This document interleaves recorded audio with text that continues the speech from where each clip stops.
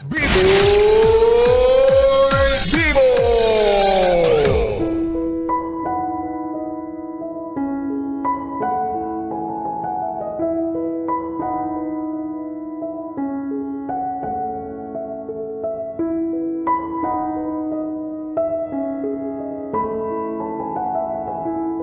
BB Time with B-Boy Bibo. B-Boy Bibo. Bibi, kumusta yung pakikitungo mo sa iba? Okay pa naman ba sila? O baka naman, hindi na sila komportable tuwing kausap ka? Sabi mo, tanggap naman nila kung sino ka at kung paano ka manalita. Pero minsan ba napapatanong ka sa sarili mo kung nasa lugar pa rin ba ang mga nabibigkas mo sa iyong kapwa? Kasi kung alam nila na ganyan ka, baka ikaw mismo hindi mo na namamalayan yung mga lumalabas sa bibig mo.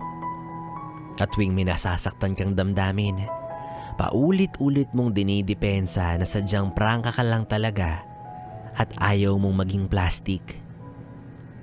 Sa bagay, pero paalala lang, yung mga salitang binitawan mo ay hindi mo na rin maibabalik.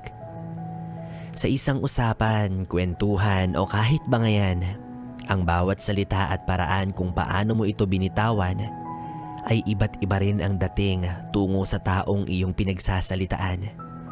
Maaaring sa iba, pakiramdam nila, nagbibiro ka. Pero may iilan, tahimik na palang nasasaktan.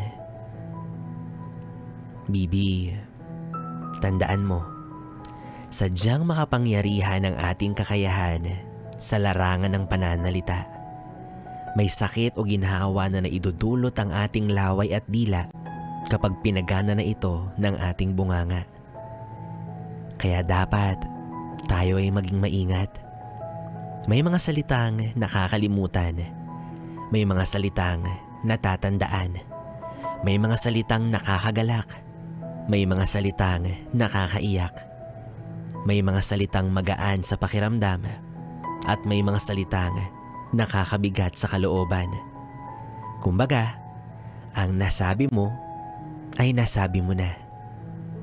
Kaya next time, bago mo ibuka ang iyong bunganga, mag-isip ka muna.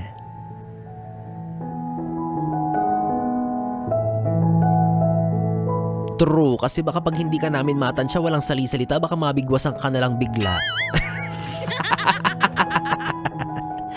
Ay, nako. Well, anyways mga yes friend, B-Boy Bibo pa rin ang inyong kapiling para sa ating tuloy-tuloy na BB Time hanggang mamayang alas 12 dito sa 101.1 Yes FM. Solid. Oras natin, 10:36.